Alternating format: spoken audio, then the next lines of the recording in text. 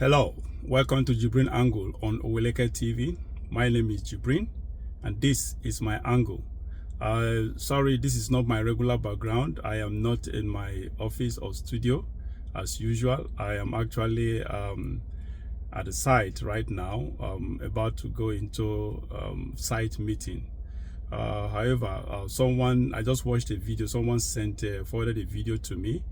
On that video, one Mahadi Shehu. For some of you who don't know Mahadi Shehu, he is a Kaduna-based billionaire. I think I will introduce him in a proper manner after you have watched the video. On the video, actually, he spoke about Peter Obi and spoke about the Tinubu government as well. It's an interesting video. I implore you actually to watch it, and I'll come back, and you wouldn't want to miss my opinion on the video and on the person of Shehu Mahadi. So please stay tuned. Hello, good evening. This clip is titled "Federal Government Obsessed with Obi and the Obedience."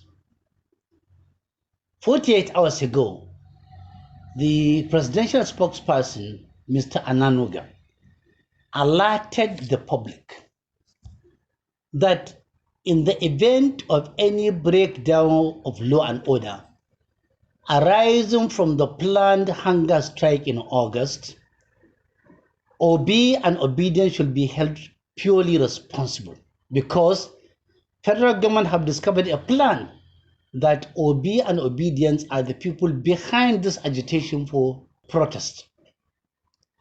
Now, this sounds very comical, historical, comical. Why do I say this? Because he who asserts must prove. Government have all it takes to produce concrete, convincing proofs to the effect of their claim. Short of that, they should please respect themselves and keep quiet. Obi is not responsible for the failure, absolute total failure of the APC government under Tinubu. Obi is not responsible for your reckless borrowings that are not explainable. Obi is not responsible for the hunger in the land. Obi is not responsible for reckless statements. Obi is not responsible for the decline in values. Obi is not responsible for the collapse of businesses. Obi is not responsible for all these derailments, economic and political derailments. Indeed, Obi is a victim of all these incapacities, inadequacies of the current regime.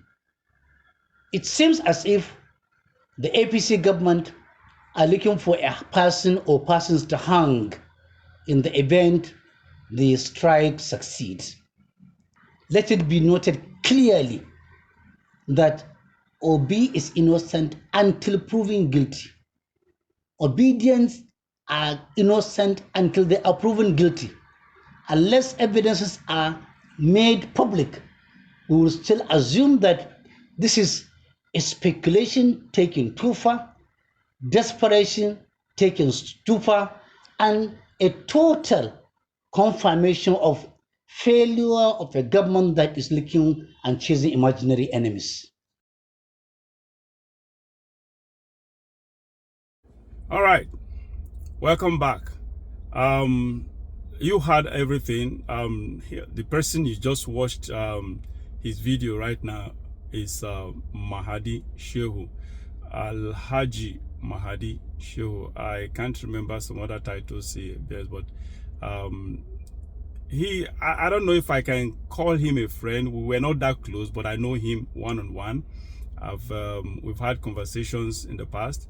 We've been together in the past on very few occasions, actually few or limited occasion. Actually, in reality, he is very close friend to my friends. Let me use that word. I don't know if he's still, but as at then, he was a very close friend to my friends. So I don't know him very, very well as such.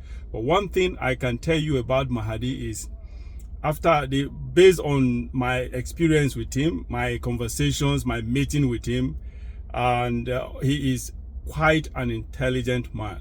He is brilliant. He is eloquent.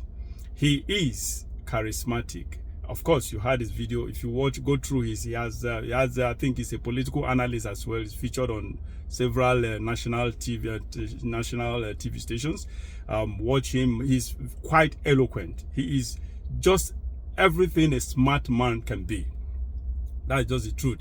And he is a billionaire, Kaduna based. I've known him very, very long, for a very long, at least since before he became rich, when he was nothing financially. I've known him from that time, sort of, to now. And yes, like I said, Mahadi Shehu is quite an intelligent man. However, his virtues, all these virtues I just enumerated, that God has blessed him with, he has actually channeled these virtues in the wrong direction, channeled this energy or quantum of virtues, conglomerate of virtues, in mischievous manner. He's been doing this for as long as I can remember, sort of. So, and that is just it. So going into this video proper, I actually noted some key words or key lines he made there. First, he said the federal government is obsessed with Obi. Mahadi Shehu, I honestly, I am surprised you are the one actually making this statement. This such statement is coming from you. Sometimes we point our fingers at someone, but we forget that whenever we point our finger at anyone, 4 of our fingers are pointed at us. And that is just it. And obsession, talking about obsession, Mahadi, you were the one, when it comes to obsession, you were really obsessed with Obi prior to 2023 election. And towards that period, in the heat of 2023 presidential election, you were so obsessed with Peter Obi. You literally went after him. You literally clobbered him verbally, media-wise. You clobbered him, like you just went. You went after him with a whole lot of propaganda, things that he didn't do. You tried to pin so many negative things on Peter Obi, things that he never did, just for personal and selfish reason, not for sincere reason, but for selfish and evil or cynical reason. And secondly, you said Obi is innocent until that FG show that Obi is innocent until proven. You were at least, let me use that word, admonishing the federal government that they should desist from going after Peter Obi, that he is innocent until proven guilty. Wow. Did this really actually come from you, Shehu? I'm surprised this is coming from you, because this same you criticized Peter Obi. You took Peter Obi to the public court, and you judged him. You found him guilty of a crime that he never committed, even without proving him, without proof, without no proof, because it was all about hearsay and conjectures that you made. Then there was no proof to what you claimed, what you accused him of doing. So you did not. For why are you asking the federal government to view Peter Obi as innocent until proven guilty. When you did not give that Peter Obi that benefit of the doubt, when you did not view him in the same light in being innocent until proven guilty. That is the second one. The third comment, point I picked from what you said about Peter Obi is that you accuse the federal government of being desperate, hence going after Peter Obi. Wow. Again, was that from you? This is surprising. I don't know. Maybe you should. You may have to pull up some of your past. During that is all the videos you did, the interviews you granted on national televisions, where you spoke, where you taunted, antagonized, and criminalized Peter Obi, defamed Peter Obi on the global sphere. That's just because this is a computer age.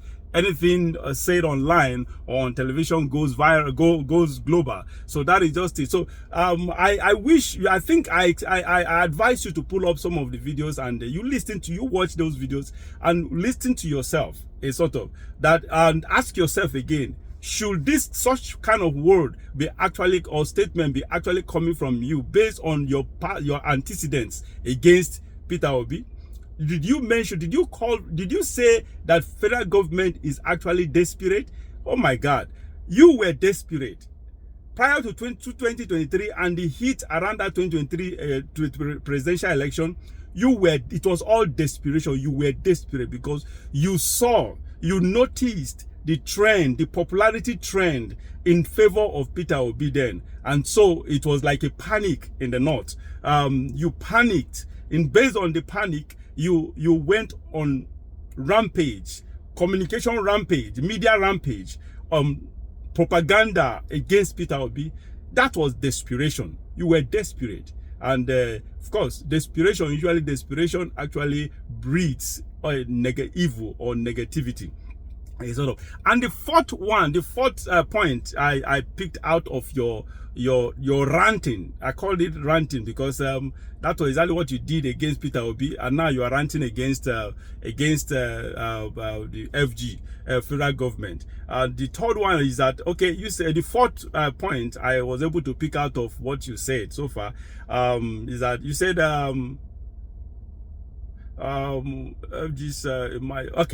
you called LG's federal government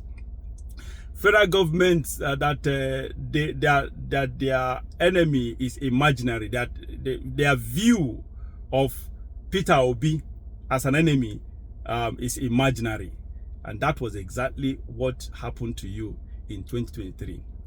To you, Peter Obi was an enemy in 2023, and to me, it was an imaginary enemy, as far as I'm concerned, a sort of. However,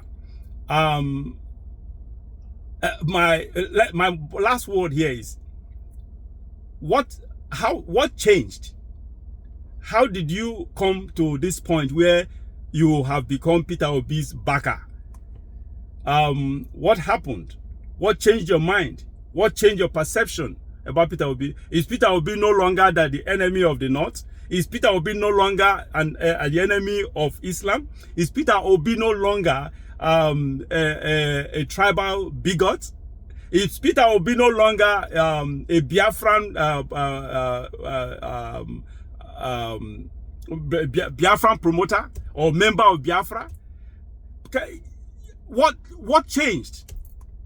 Peter Obi has not changed from who he has always been, but you have changed from, I don't get it, from being an antagonist of Peter Obi to a supporter of Peter Obi, a defender of Peter Obi. This is surprising to me.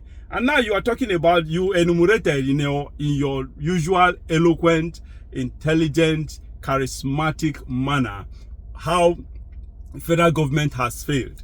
Wow. What happened? Why are you talking about it?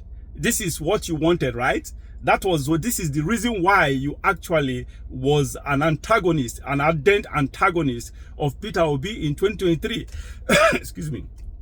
That exactly, because you wanted it. We now have Bola Ahmed Tinubu. We have the APC government. We have the Muslim ticket. Of course, that is what you wanted. As a religious bigot that you are, that is what you wanted. You were careless about what is going to be, what, or rather what was or what is supposed to be a good sign, a good omen for the North. That wasn't that for the generality of the North, for the common man of the North. A sort of, you were careless about that. What you wanted was just the elite. What is in the interest of the elite, and that just it. The interest of the elite is for the elite to continue to rule, to continue to enslave the common northern man on the street. A sort of, that is just it. You were only fighting for yourselves, the elites, a sort of your ideology, your evil and selfish ideology that does not have any benefit whatsoever to the masses. None. And and that is just it. Now you were against Peter Obi. Peter Obi was out to better the lot of the North. He was out he was the one in the history of political campaigns in Nigeria. He was the one who hammered, who noticed. Everybody have noticed it, but what did they do about it? Who noticed, who identified the strength of the North, who identified the potentials of the North, who identified an area that can actually turn the North into a hub of wealth, and which was the vast land, which is the vast land that the North has, that God has blessed the North with. Now, for the record, for those of my viewers, I was born and bred in the North, so I am technically a Northerner. I'm from the South. But I am by a kind of, I don't know if I will call it by whatever, not by nature, but by divine providence. I think that's the right word. By divine providence, I was born and bred in the North. Everything about it. In fact, most of my friends are Northern Muslims, sort of. So, and so that is it. So I am more like a de facto Northerner. So I am speaking from experience as someone who has lived all his life in the North. So, and back to my point, Mahadi. This same Peter Obi wanted to better the lot of the North. He was out to actually utilize that gold, that diamond that the North has. Utilize the viability of the vast land that God has blessed the North with. But what did you do? You crucified this man. You made him lose the 2023 presidential election. And now you are coming to back him up. Back him for what? What are you defending him for? It's a waste of time, for God. You people should eat. Continue to eat Bola Tinubu and the Muslim ticket. And one thing you all fail to understand. Of course, you understand. You person like Mahadi, you understood quite all right, because you are a very intelligent person. You knew quite all right, and you still know that the North suffers more when it comes to bad governance. When it comes to bad governance in Nigeria, the northern part of Nigeria suffers. The northern part and the northerners, they are the worst. Always the worst hit. The reason, all of us can go about the reason. We know all the. I don't want to go. That's not the point the point of this video. But that is just it. I honestly, back to why you are doing this. I don't get it. It doesn't make sense to me based on your antecedents. So please, I just